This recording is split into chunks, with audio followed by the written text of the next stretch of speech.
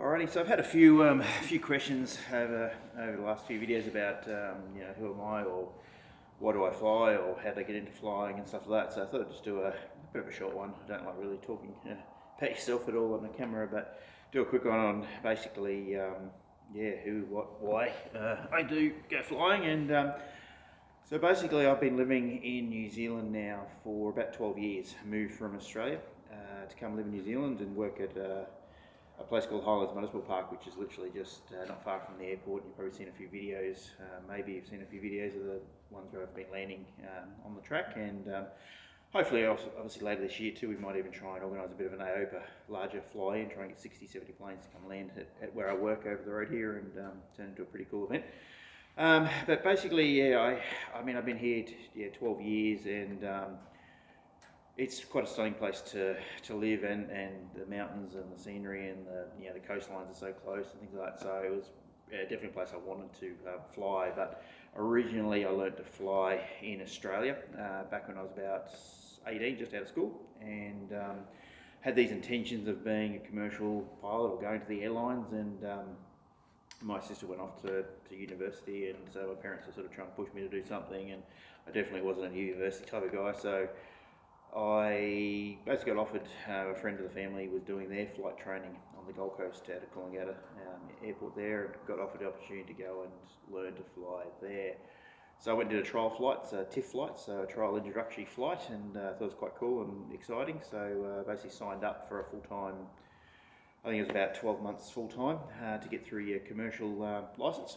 And about pretty much halfway through, I'd done most of my commercial theory exams and pretty much all my private flying.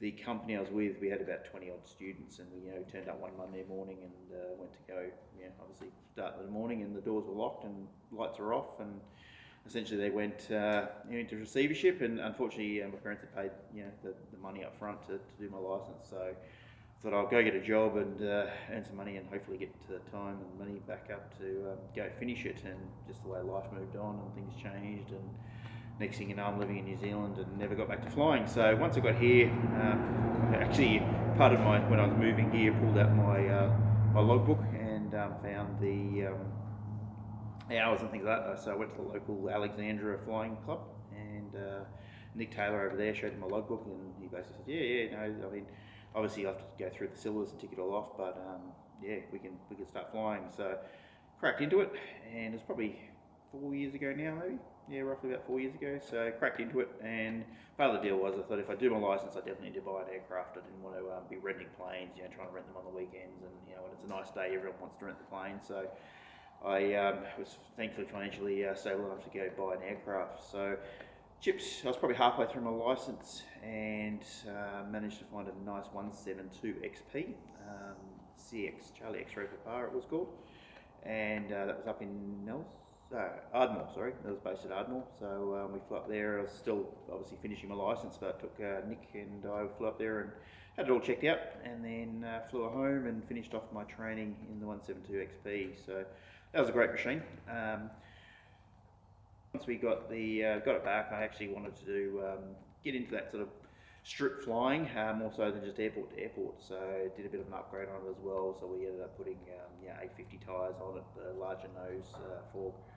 Did the avionics upgrade on it, things like that. All the interior and paint and engine were all done pre-me. So it was a really cool machine. Managed to fly that around for probably a year and a half, 2 years. Building hours and just getting comfortable on grass strips and a lot of West Coast stuff and things like that. And then decided we wanted to try and upgrade to a 206. It was either a 185 or a 206, but had zero tail wheel time, so decided on the 206, and a really nice one popped up. Ben Patterson up on the West Coast, he was running a Wilderness Wings. He was running a tourist sort of flying operation with it out of there and off his big station up in Canterbury, and beautiful machine. It had obviously everything done to it, interior paint panel, the whole works. Had a belly pod on it, and thought it'd suit us quite fine because we often do some family trips or mates with golfing or mountain bikes and things like that, where we can load up the plane and make the most of the extra weight load that you can carry. And it also had the 850 tyres and stuff, so it's also still good at getting into your 300 metre grass strips out on the West Coast, and things like that. So it was a pretty cool machine. So I ended up doing another, obviously, a couple of years in that one. I still own that one. But the desire to get into the bush flying was pretty high, and obviously people like on YouTube with Trent Palmer and those sort of guys that are flying around in their kit boxes or carbon cubs and things like that was definitely high on the bucket list. And we have so many cool places around here to do that sort of flying. We're very lucky. And as you're part of AOPA and also the Backcountry Flying Association thing, it opens up a lot of areas that you can go fly and land at. So the next step was getting a tail wheel. So I looked at a friend of mine had a Savage Cub that he was changing out to go to a Carbon Cub. So yeah, managed to do the deal on that one, and made a few upgrades to the Savage Cub, bigger tyres, suspension. Pretty much that's about really all I did to it. And that's what probably most of my flying videos are in the Savage Cub. It is a LSA, light sport aircraft, so it is quite light. That's the only part I'm not super. Yeah, I'd like something a bit heavier. It'd be nice to get into a Bearhawk or yeah, something just a bit more heavier, a bit more robust. So when you are around the mountains and the wind is blowing, you're not getting shit kicked out of you, so to speak. But it's a great machine, perfect machine for around here. Takes off and lands in around about sort of 60-70 metres. I do like the front to back seating versus side by side. I much prefer that. The view you get from either side is quite cool. Yeah, so that's basically I'm up to about, as of what are we now, June 2024. I'm up to just about nearly 600 hours flight time. So I try and fly at least once a week, if not a couple of times a week. And obviously it's a bit harder now with the two aircraft, trying to make sure you get your hours in before the annuals come around. So potentially try to do around about 150 hours a year is my sort of goal to try and fly. And I do notice that if I happen to be away traveling or anything, and you come home after 3 weeks, that first flight back, you definitely notice it. So it's one of those things I always want to be current and be safe, and also flying around with your family and young child, you definitely don't want to be up there flying around rusty. So the more flying you do, the better.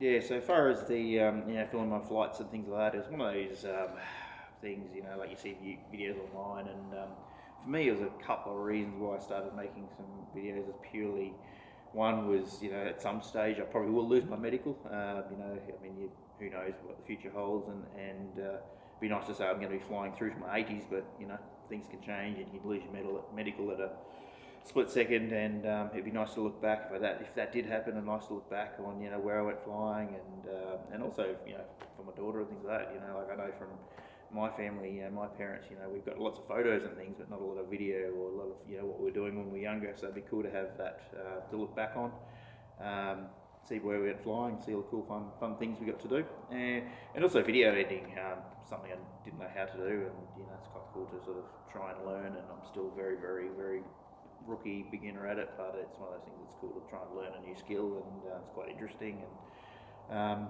so sort of a couple of reasons why I started making a few videos, and so for the so what's coming up in the future, so I'm trying to make a little series there where we go and visit some basically New Zealand aerodromes, and check them out, and have basically try and fly the different vectors, and show people, because it's cool when you actually, for me, I haven't done much flying at all in the North Island. It's something I really want to do, but flying into some of the aerodromes up there, if you had videos of the runways and best ways to approach the area, or where the fuel pumps are and where the parking is and things like that, it just makes life a little easier. So I thought gives me another reason to go fly, because sometimes you do get yourself into a bit of a point where what's the point in going flying? I've been pretty much everywhere around here, but just gives me a reason to fly a bit further afield, and hopefully get to the North Island. I've only been up there really once or twice.